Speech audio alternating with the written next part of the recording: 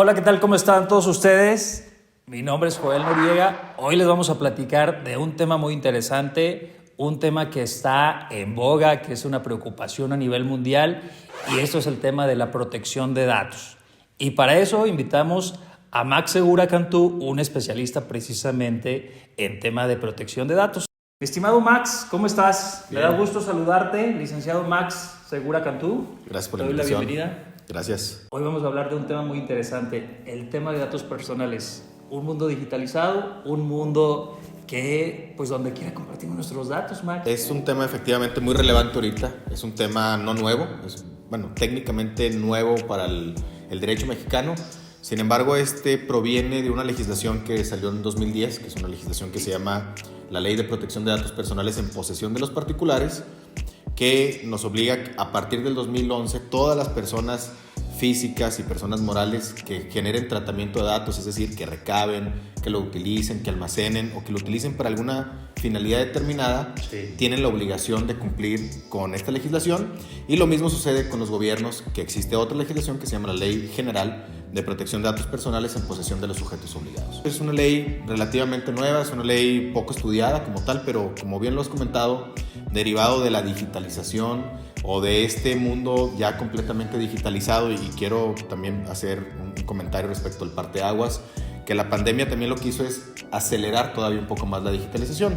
El hecho de estar pues todos en nuestras casas, el llevar el home office, el llevar también cualquier tipo de actividad con el uso de dispositivos electrónicos, pues eso quiere decir que impulsó de manera muy, muy importante la digitalización y por lo tanto el tratamiento de datos, que a su vez conlleva también otro tipo de cuestiones como el tema de la seguridad de la información para proteger justamente esta información.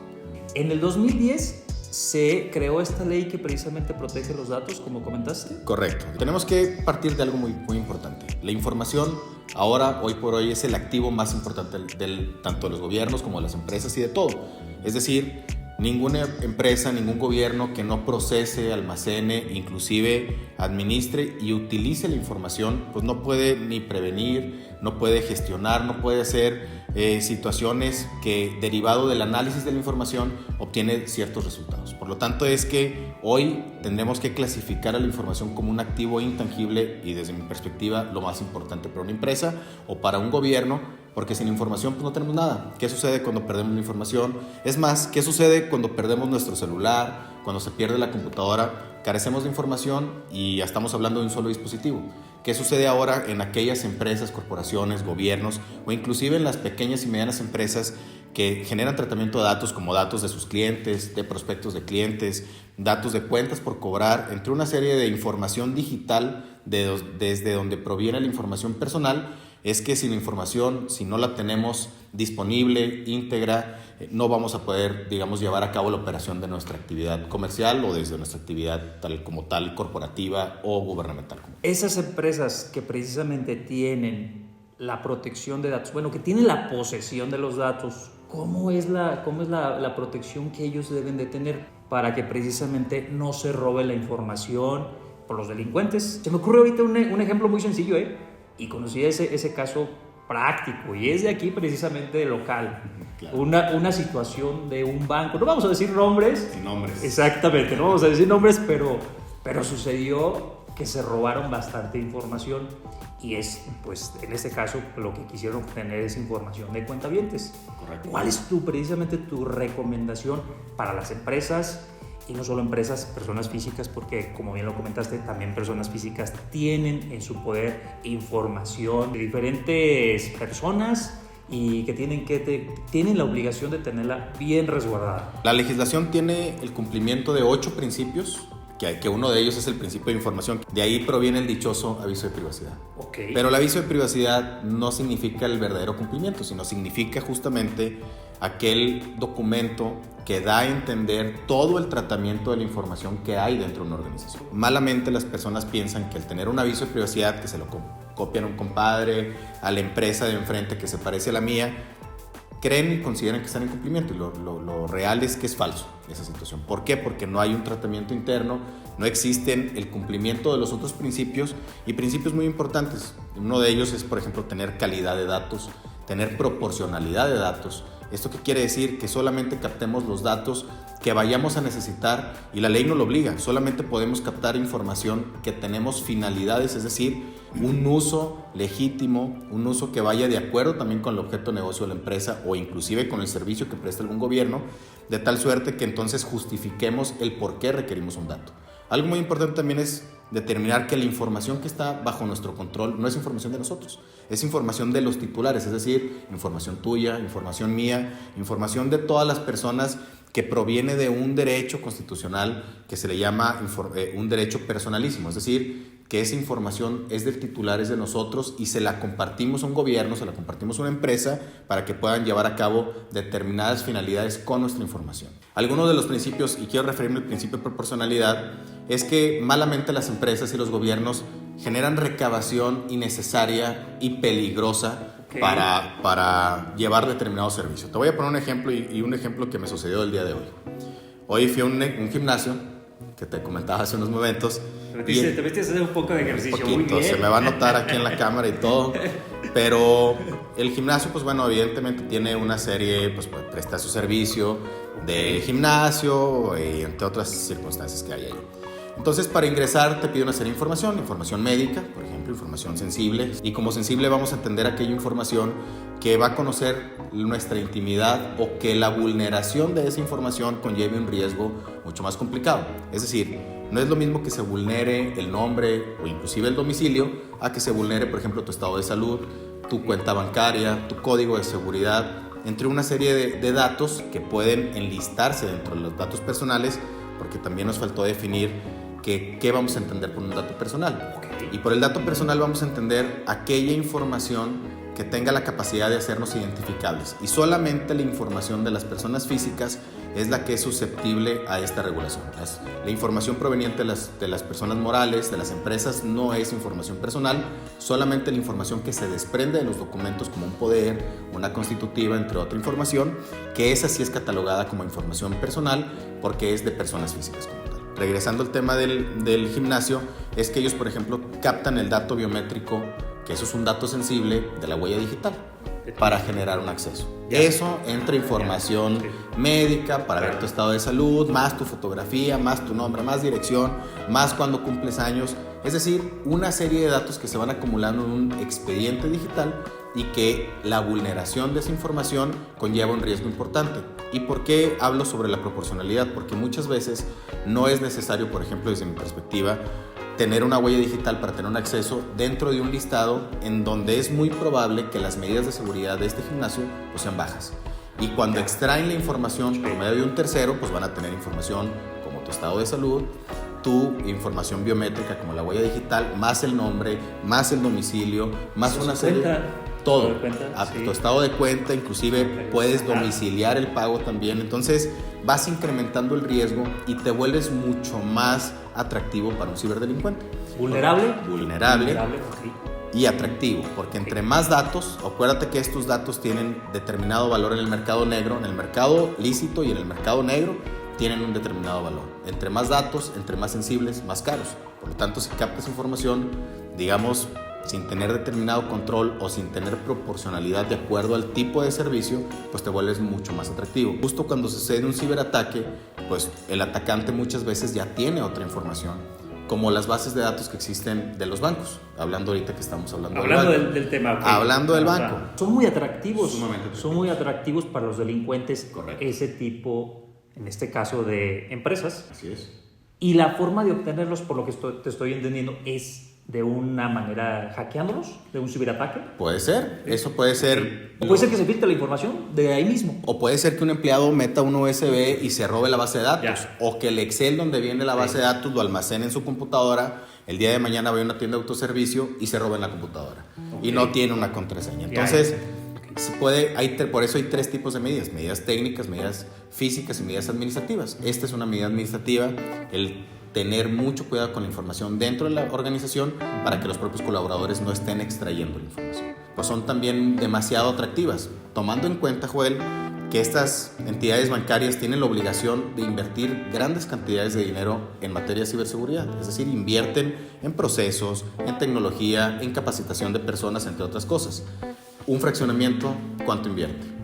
una empresa pequeña, ¿cuánto invierte? Si a un banco lo vulneran, una empresa pequeña es mucho más sencillo de vulnerar. Por lo tanto, es mayor el riesgo que se corre a estar otorgando la información a cualquier postor. Por eso siempre se invita mínimo a revisar si tienen medidas de seguridad, si tienen un aviso de privacidad de mínimo cumplimiento, lo cual da a entender que tienen determinadas medidas de seguridad y por lo tanto es más confiable de otorgar la información, porque cuando se vulnera también una empresa, una entidad, un gobierno, el tema reputacional es muy alto también en el impacto de ellos. Precisamente lo que hace el robarse la información puede desencadenar otros actos delictivos. En este caso, en concreto, son actos delictivos. ¿Cómo se encuentra México actualmente? ¿Existe la suficiente legislación y también la infraestructura, el personal, como para atacar esos delitos?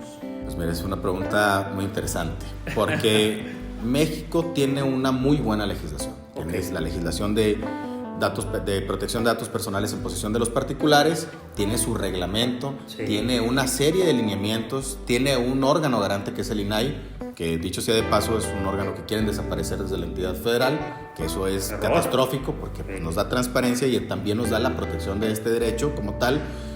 Y digamos que tenemos una muy buena legislación, una legislación robusta, una legislación completa.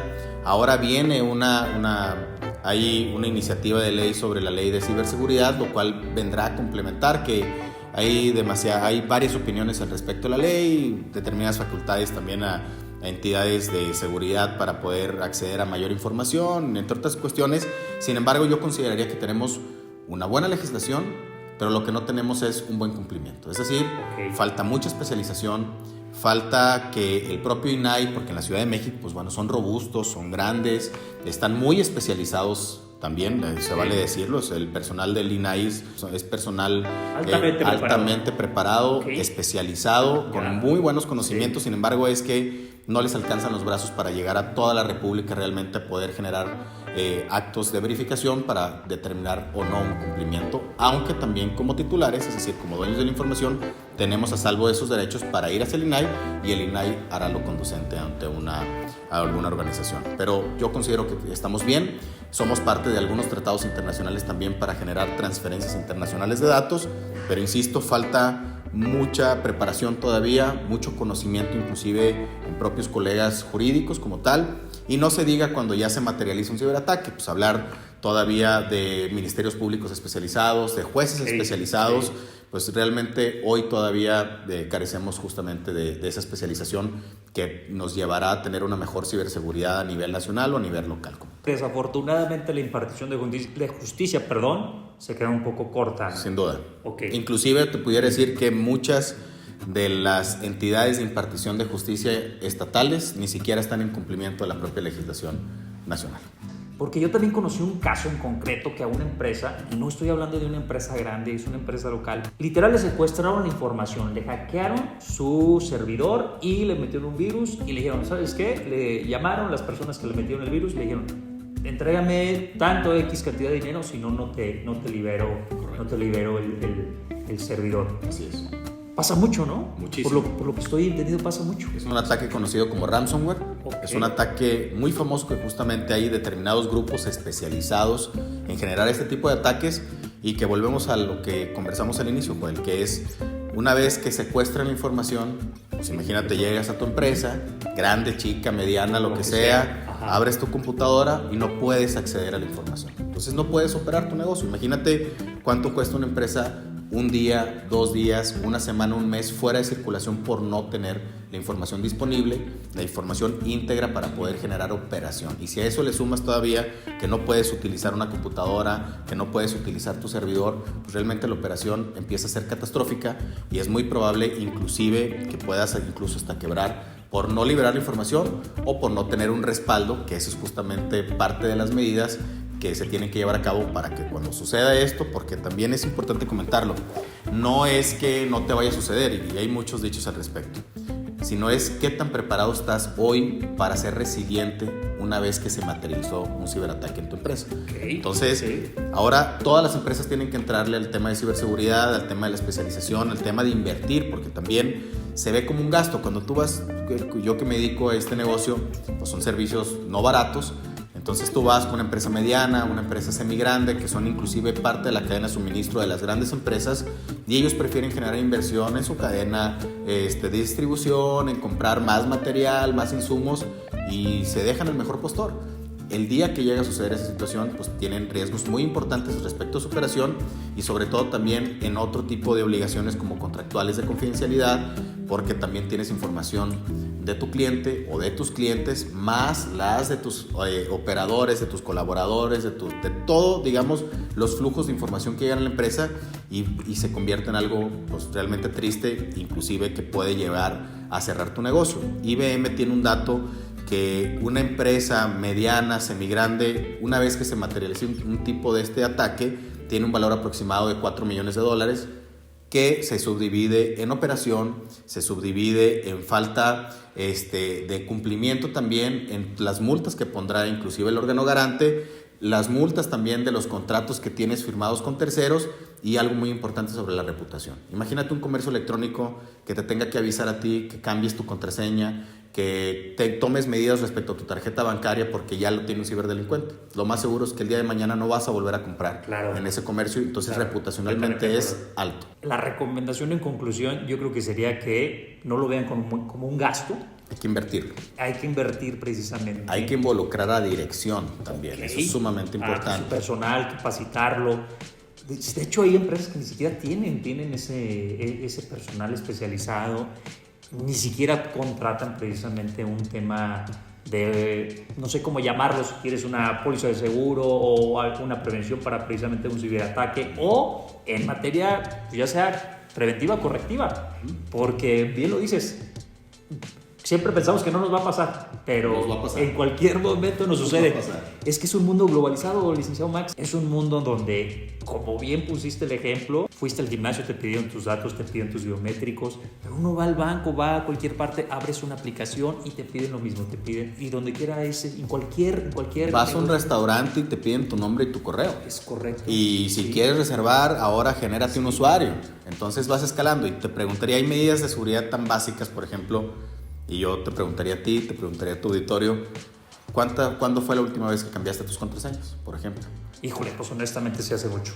Si todavía vamos preguntando más, por ejemplo, el decir, ¿utilizas la misma contraseña para diversas cuentas? Seguramente la respuesta es sí. Entonces, ¿por qué? Pues porque no se me va a olvidar. Sin embargo, entonces es que si yo doy mi contraseña mañana en Tacos Juan, porque generé un usuario de reservación, lo que sea, y para que no se me olvide pongo la misma contraseña y vulneran a aquella persona que tiene mínima seguridad, pues lo que va a hacer el atacante es va a agarrar ese correo, va a agarrar esa contraseña y va a empezar a buscar dónde más poderse loguear y ahí es donde se pierden las cuentas, por brechas de terceros y no necesariamente por Facebook, no necesariamente por Instagram, sino porque vulneraron a un tercero con las mismas credenciales de acceso y luego llegan contigo y tienen el control de tus cuentas. Comentabas de las empresas pequeñas pueden quebrar por esta situación. Hubo un caso de Facebook. Facebook fue sancionado con 750 millones, una cosa así, no recuerdo bien la cantidad. Escandaloso. Por precisamente por no tener la correcta, bueno, más bien aquí fue el compartir datos, ¿no? A una empresa de análisis, de estadística. Si Facebook le pasó eso, yo creo que, pues en conclusión pudiéramos decir que le puede pasar a otras empresas. Hackearon WhatsApp. ¿Hackearon WhatsApp? Hackearon WhatsApp, sí, hackearon WhatsApp. Hackearon a la NSA, que es decir, la National Security de los Estados Unidos, que invierten millones y millones de dólares y ellos son vulnerables. ¿Dónde estamos nosotros realmente? Preocupante. Por eso es que esto se tiene que tomar en serio. Nosotros mismos tenemos que cuidarnos, tenemos que protegernos. Las empresas tienen que invertir al respecto y llevar a cabo procedimientos continuos de ciberseguridad. Es decir, como lo dije hace unos momentos, no solamente es tecnología, son procesos, son personas. ¿Qué pasa si me ciberatacan? ¿A quién le voy a hablar? Imagínate las tecnologías de la información. Ya estamos vulnerados. ¿A quién le hablo? Pues al gerente. ¿Y el gerente a quién le habla? Pues al legal. Y el de legal, pues medio perdido. Oye, pues háblale al director. Y el director, pues ni en cuenta. No sé ni de qué me están hablando. Es decir, son ejercicios que se tienen que involucrar todos porque inclusive conforme mayor sea la organización, tiene que haber inclusive mesas preparadas para en caso de, una vez que se materializa un ciberataque, ¿qué vamos a hacer? Tú lo mencionaste hace unos momentos, el ataque de ransomware, se materializa un ransomware. ¿Qué hacemos? ¿A quién le hablamos? ¿Cómo negociamos? Es otra de las preguntas, porque justamente el secuestro de información es negociación. Claro. Págame, ¿pago o no pago? ¿Qué hago en esos casos? ¿Cuál es mi protocolo de actuar? Exactamente, y digo, es muy interesante, Joel, porque, por ejemplo, México o Latinoamérica, inclusive, me atrevería a decir, pues tienen ejercicios semiplaneados, es decir, la recomendación puntual es no hay que pagar. ¿Por qué? Porque se dice que las estadísticas es que 2 de 3 veces que se paga no regresa la información, entonces pierdes el dinero más tu información, justamente por no tener, no es otra cosa más que un respaldo. Sí. Estados Unidos, por ejemplo, ahora en un evento que estuvimos hace unos momentos, el año pasado allá en San Francisco, un evento muy interesante en materia de ciberseguridad que se llama RCA, ellos ahora hablan sobre la negociación. Ellos dicen, sí hay que ir a la mesa de negociación. Obviamente dentro de un comité, inclusive hay despachos que se dedican a generar negociaciones al respecto. Y los grupos quieren que se les tome en cuenta para negociar, porque su negocio es negociar, págame. Y tengo que tener determinada credibilidad de que te voy a regresar la información. Pero ellos dicen, sí hay que negociar.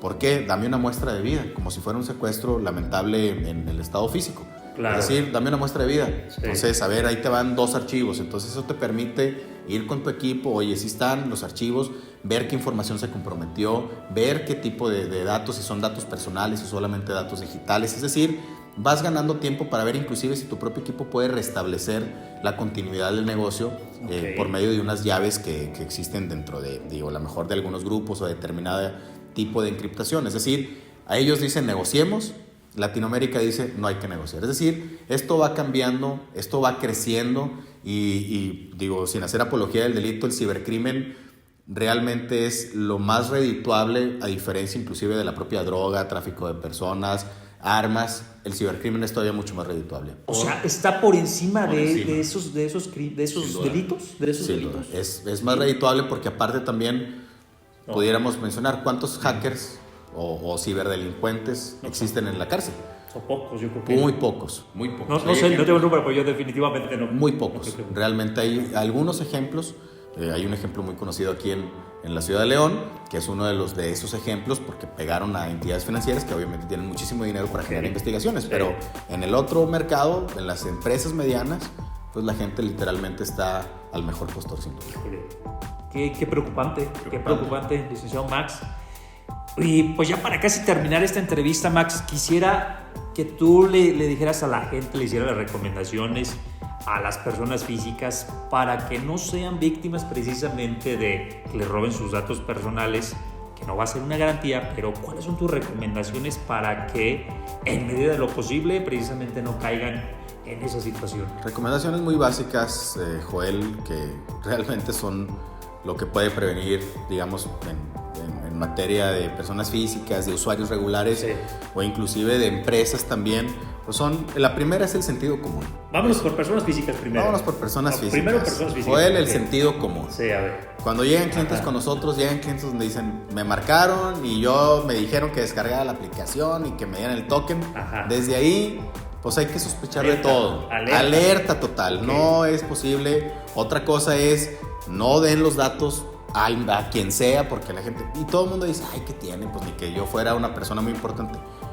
Compadre, pues no des la información, no la necesita, no la des. Pensemos si sean proporcionales también. Oye, para darme ese servicio necesito darles información o no la necesitan. Y desde ahí detenernos. Pedir los avisos de privacidad para saber cuál es el tratamiento de la información, inclusive cómo puedo yo cancelar el día de mañana esa información o ponerme a determinado tratamiento, acceder para saber inclusive qué información tienen de mí.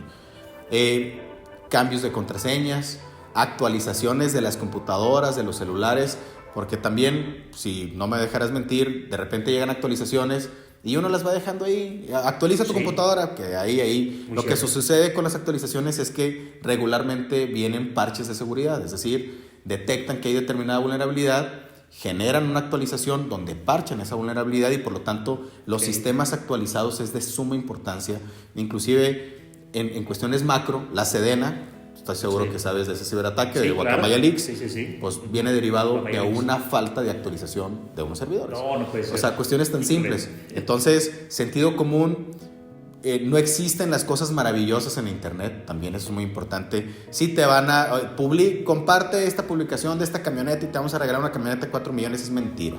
Nadie regala el dinero, nadie regala camionetas, ni casas, ni nada. Y lo que quieren son, digamos, esos eventos atractivos para obtener información. Es decir, regístrate, comparte. Y uno pues va compartiendo y se hace una cadena de donde se comparte, y obviamente pues quien está atrás de eso está obteniendo información. No dar links, oye, pues que te mandaron un enlace de Mercado Libre, que eso es muy común. Sí me la quisieron aplicar, ¿eh? Pues a todo el mundo. En el caso práctico me la quisieron aplicar. Mandan la información justamente, tienen el control de una base de datos, tienen todos los celulares y mandan un ataque a toda la gente. Oye, soy de Amazon, tú quieres ser el director de la empresa. Todo el mundo dice, claro que quiero ser el director, por supuesto. Dale clic aquí. Entonces, el sentido común es lo que realmente va a salvar a la mayoría de las personas a prevenir ataques, realmente. Sentido común, actualización, cambios de contraseñas, ¿qué más? Pues digo, lo podemos ir incrementando. Si ya tenemos una empresita más o menos, pues acercarse con un especialista, hacer una auditoría de vulnerabilidades. Hay mucha tecnología al respecto también para poderse proteger. Es decir, y sobre todo también pues acercarse a especialistas, porque también mucha gente vende servicios no especializados y realmente lo único que hacen es sacarte el dinero y no reparan o no te ayudan realmente en tener una seguridad física, administrativa o inclusive técnica dentro de tu negocio o dentro de uno mismo. Desafortunadamente siempre pasa eso, ¿no? Las profesionistas apócrifos, por llamarlos de alguna forma, te generan un panorama que no es el más conveniente para las empresas, y las empresas dejan de creer en los que realmente precisamente tienen la solución. Pero como ya obtuvieron un servicio apócrifo, literal eso es un servicio apócrifo, que les venden mentiras, bueno, pues entonces la recomendación es que se acerque con un especialista que sí realmente sepa, que tenga la preparación y que sobre todo tenga una empresa seria, ¿no? Yo creo que eso es lo más importante, empresa seria y servicios serios. Yo creo que todos nos creamos una reputación, ¿eh? Eso sin duda, ¿eh? Si un abogado te quiere vender un aviso de privacidad, desde ahí aléjate. Ya. El aviso de privacidad es gratis. Es gratis y es muy sencillo. Eso es lo final. Hay que ver hacia adentro, hay que ver dónde está la información, qué tipo de información, para qué la necesitamos, quién la debe de conocer, segmentarla, generar contratos de confidencialidad, contratos con terceros que les compartimos la información para llevar a cabo determinado servicio. Un ejemplo de ello también muy fácil es las empresas de marketing. Las empresas de marketing, tú le mandas tu base de datos y ellos pues dicen, qué excelente, otra base de datos, y agarran esa base de datos y se lo ofrecen a otro y a otro, y el único responsable va a ser la empresa. Por eso te referías que es el mejor activo. Sin duda. Es el activo intangible. Es el activo intangible. Tiene un valor, y eso también es importante comentarlo. La información sí se puede vender, pero de manera legal. Hay que decir a los titulares, hay que recabar consentimientos para informar quién va a ser el receptor de aquellos datos. Lo que no se vale es hacerlo de manera ilegal. Pudiéramos decir que partimos del principio siempre de cuando hay la voluntad de las partes es válido, ¿no? Es válido, es completamente principio válido. Del derecho fundamental. Y yo siempre le digo a mis clientes, hay que hacer los dos negocios. Facebook, ¿por qué no nos cobra un peso? Y es una de las empresas más redituables internacionalmente hablando. No nos cobra un peso, Gmail no nos cobra un peso, y nos dan servicios de alta funcionalidad, pero nosotros estamos pagando con información, porque la información se dice que es como antes era la energía, ahora es la información personal, porque derivado del análisis puedes encontrar muchísimas cosas al respecto. Oye, Max, y me quiero meter ahora un poco al tema de la legislación. En materia penal, si está tipificado dentro del Código Penal para el estado de Guanajuato ese tipo de delitos. Sin duda, está el delito de revelación de secretos. Por lo tanto, también implica que si yo tengo acceso a determinada información y de manera ilícita la saco con determinados fines, pues es una conducta delictiva que está tipificada dentro del Código Penal. El Código Penal Federal, a su vez, también tiene tipificado los delitos informáticos o los delitos de acceso ilícito a sistemas de información. Por lo tanto, sí hay legislación. La ley de protección de datos tiene delitos también tipificados. Hay en materia fiscal también hay, me parece, algunas cuestiones también de cumplimiento que se tiene que llevar a cabo. Es decir, el tema de la información viene desde una perspectiva transversal. Está la Ley Federal de Protección de Datos, pero también existen otras legislaciones que tienen la obligación de salvaguardar la información. Las entidades financieras es un ejemplo muy claro de ello. Sí, ellos tienen su legislación específica. Y definitivamente el tratamiento de datos pues, para ellos debe ser muy rigurosa, ¿no? Riguroso y acreditable. Tienes que acreditar que tienes y que puedes llevar a cabo servicios financieros o las mentadas ley fintech. La legislación fintech te da la obligación de tener cumplimiento legislativo en materia de protección de datos y también en seguridad de la información, que se traduce en ciberseguridad. Oye, Max, el tema de la inteligencia artificial. ¿Tú qué piensas precisamente de la inteligencia artificial? ¿Es bueno? ¿Es malo? Desafortunadamente ya se está utilizando para temas de delinquir. ¿Qué piensas de eso? ¿Tú qué piensas? Yo creo que definitivamente es bueno. Okay. La tecnología siempre debería de tener fines lícitos y fines de poder hacer nuestra vida mucho más sencilla. Es un commodity como tal. Okay. Obviamente existe otro tipo de inteligencia artificial, hablando por ejemplo de cuestiones bélicas, pues también es sumamente delicado que ahora por ejemplo los drones o los aviones no tripulados que llevan inteligencia artificial pues también tienen capacidad de toma de decisiones para poder realizar algún ataque, por ejemplo. Pero digamos eso desde una perspectiva digamos internacional, de guerra o de ciberguerra, como lo queramos ver. Sin embargo, pues también la inteligencia artificial nos ahorra muchas cuestiones. Por ejemplo, está ChatGPT, que es una gran herramienta. Si se utiliza de manera correcta, hay algunas cuestiones sumamente delicadas sobre la inteligencia artificial.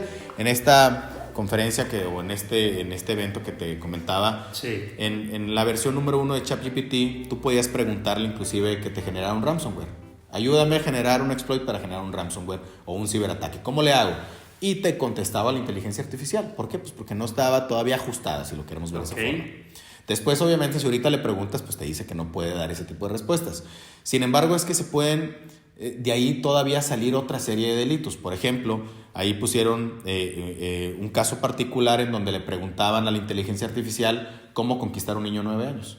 Y la inteligencia artificial, pues que ya una vez ajustada y que no estaba sobre la situación ya de generar ataques o ciberataques o virus o malware, lo que sea, pues te daba la forma de cómo redactar, qué emojis utilizar para poder conquistar un niño. Y lo pusieron a prueba inclusive con el hijo justamente de la persona que estaba exponiendo y decía que el niño iba muy ganchado literalmente contestando las conversaciones. Entonces, digamos, el uso se puede hacer cuestiones muy buenas y cuestiones muy malas. Algo que está sucediendo muchísimo ahorita es pues, el hecho de poder manipular o hacer creer que, por ejemplo, tú eres una persona y que estás hablando otra cosa y que estás, digamos, generando cuestiones que no están saliendo realmente de ti, pero parecieran que eres tú realmente con el uso de ella. Ah, sí, es la mentada deepfake. La deepfake. La deepfake, ya, sí. Oye, de hecho, yo hace rato de hacer esta plática contigo, vi un anuncio que decía, era la voz de Andrés Manuel, del presidente Andrés Manuel López Obrador, que me salió, pero me salió en YouTube. Decía que invirtieran en una empresa petrolera. Entonces, pues ya lo están utilizando de una manera que, pues abiertamente, ¿no? ¿Y ahí qué regulaciones hay, Max? ¿Qué legislación hay? Pues puede haber una suplantación inclusive de identidad, que ese es otro de los temas. El tema es que, desde mi perspectiva, que hay varias corrientes, y yo voy a hablar a título personal, es que lo que tenemos que hacer es ir regulando como tal la propia legislación sin cerrar la propia legislación, porque ahorita se ha hablado mucho de vamos a regular la inteligencia artificial, hagamos una ley de la inteligencia artificial, pero yo digo, bueno, y mañana va a cambiar el nombre o va a salir una nueva tecnología, entonces hay que hacer una nueva legislación y tú perfectamente sabes, tu auditorio sabe que para llevar a cabo una legislación pues, se requiere una serie de voluntades, una serie de discusiones, que cuando lleguemos ahí esto ya va a haber cambiado. Lo que hay que hacer es no cerrar la tecnología, sino que hay que apegarnos a ciertas conductas, y ahí es donde viene también otra pregunta: ¿los delitos informáticos realmente será una nueva serie de delitos o realmente son delitos que existen utilizando otros métodos que es las tecnologías de la información? Yo soy de esa perspectiva. Un robo, llamarle robo informático, pues al final de cuentas es un robo utilizando el procesamiento de datos. ¿Me explico? A un robo con un arma de fuego o otras cuestiones. O un fraude como tal, derivado del uso de tecnología, a un fraude derivado, por ejemplo, de la perspectiva telefónica.